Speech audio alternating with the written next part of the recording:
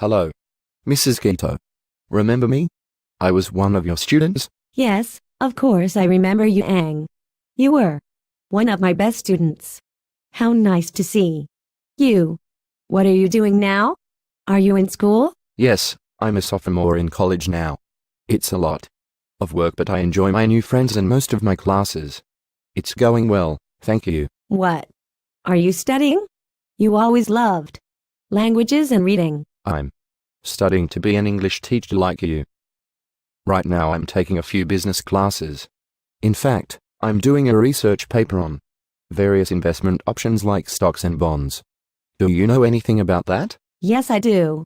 When you buy a stock, you are buying a piece of a company.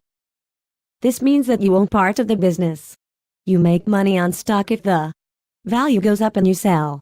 Or the business may be doing very well and the board of directors decides to share the profits with the stockholders and pays a dividend. In this case, the more stock you own, the bigger dividend you receive. So, if I buy stock, I am an owner. What about bonds? Bonds are different than stock. When a person buys a bond, the person is actually lending money to the bond issuer. If I buy a bond, for example, I don't own any part of the company that is issuing the bond.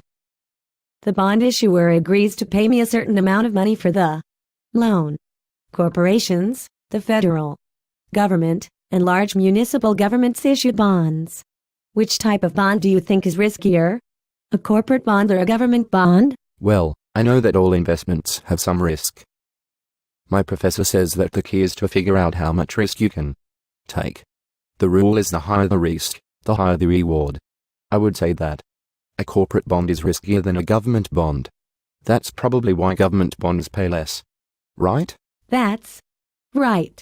Have you learned about diversification yet? My professor talked about it a little, but we're covering it in more detail this week. Diversification means spreading investment risk over a variety of investment products. Having all your investments in stock has risk. But owning only one stock is really risky. If you are diversified, you have various types of stocks and a variety of investments to spread the risk. It's like the old saying of don't put all your eggs into one basket. You can diversify through mutual funds too. We'll be discussing mutual funds next week. What are you doing now? Are you still at the high school? No, I'm retired.